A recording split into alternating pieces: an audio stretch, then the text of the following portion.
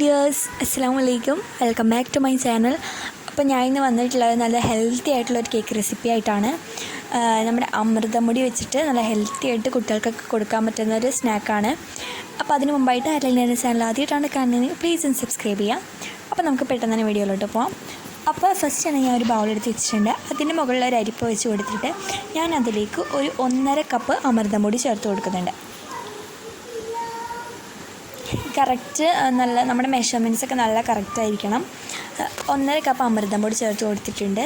ഇനി അതിലേക്ക് ഒരു 1/2 ടീസ്പൂൺ ബേക്കിംഗ് സോഡയും 1 ടീസ്പൂൺ ബേക്കിംഗ് പൗഡറും ചേർത്ത് കൊടുക്കാം.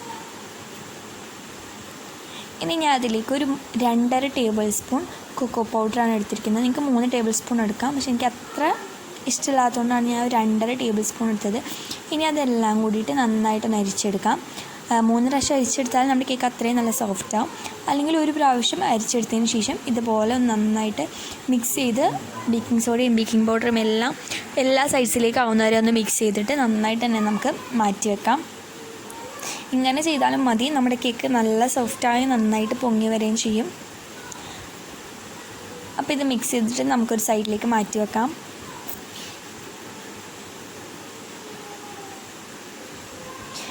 ഇനി ഞാനൊരു നല്ല ഡ്രൈ ആയിട്ടുള്ള ഒരു ബൗൾ എടുത്തിട്ടുണ്ട്. അതിലേക്ക് ഞാൻ റൂം ടെമ്പറേച്ചറിലുള്ള 3 എഗ്ഗ് പൊട്ടിച്ചൊഴിക്കുകയാണ്. 3 എഗ്ഗ് പൊട്ടിച്ചൊഴിച്ചിട്ടുണ്ട്. ഇനി അതിലേക്ക് 1 ടീസ്പൂൺ വാനില എസൻസ് ചേർത്ത് കൊടുക്കുകയാണ്. ഇനി ഇതെല്ലാം കൂടിയിട്ട് നന്നായിട്ടൊന്ന് ബീറ്റ് ചെയ്തെടുക്കണം.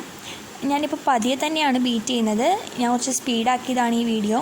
ഇനി അതിലേക്ക് ഒരു 1/2 കപ്പ് പഞ്ചസാര കുറച്ചായിട്ട് ചേർത്തിട്ടൊന്ന് മിക്സ് ചെയ്തെടുക്കാം. 1/2 കപ്പാണ് ചേർക്കുന്നുള്ളൂ, കാരണം നമ്മുടെ അമൃതം പൊടിക്ക് ഓൾറെഡി നല്ല മധുരമുണ്ട്. പിന്നെ കേക്ക് ആയതുകൊണ്ട് കുറച്ചും കൂടി ഒരു മധുരത്തിന് വേണ്ടിയിട്ടാണ് 1/2 കപ്പ് മാത്രം ചേർക്കുന്നത്. അപ്പോൾ പഞ്ചസാര കുറച്ചായിട്ട് ചേർത്ത് നന്നായിട്ട് ഫ്ലഫി ആക്കി എടുക്കാം. ഇനി അതിലേക്ക് ഒരു 1/4 കപ്പ് സൺഫ്ലവർ ഓയിൽ ചേർത്ത് കൊടുക്കുന്നുണ്ട്.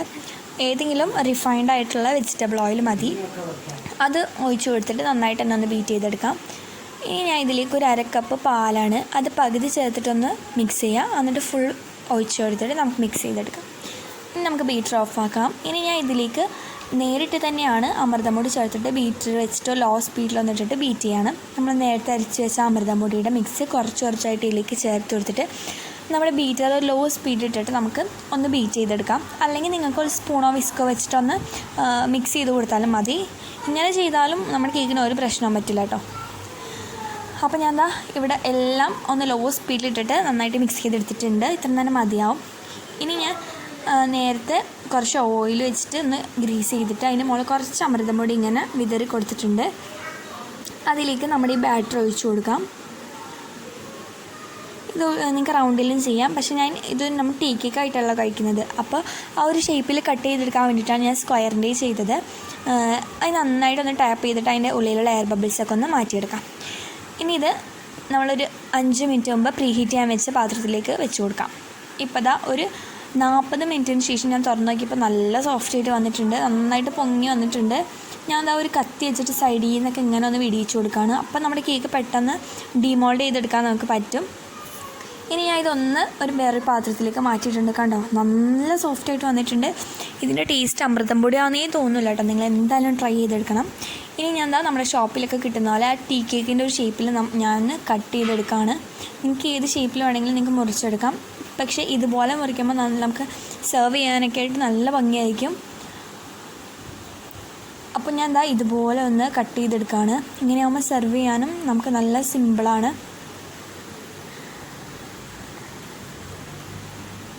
ഇതിൻ്റെ ചൂട് ആറിയിട്ട് വേണം നിങ്ങളെടുക്കാൻ. ഞാൻ ഇത് അധികം ചൂടാറിയിട്ടില്ല. ആവി പറക്കുന്നുണ്ട്. നല്ല സോഫ്റ്റ് ആയിട്ടുണ്ട്. നമ്മൾ സാധാരണ ഉണ്ടാക്കുന്ന സോഫ്റ്റ്നെസ്സിൽ നമുക്ക് കിട്ടിയിട്ടുണ്ട്. നിങ്ങളുടെ കയ്യിൽ ഇലക്ട്രിക് ബീറ്റർ ഇല്ലാന്നുണ്ടെങ്കിൽ നിങ്ങൾ മിക്സിയിൽ ചെയ്താലും നന്നായിട്ട് തന്നെ ചെയ്തെടുക്കാൻ പറ്റും. അപ്പോൾ നിങ്ങളിത് എന്തായാലും ട്രൈ ചെയ്യുക.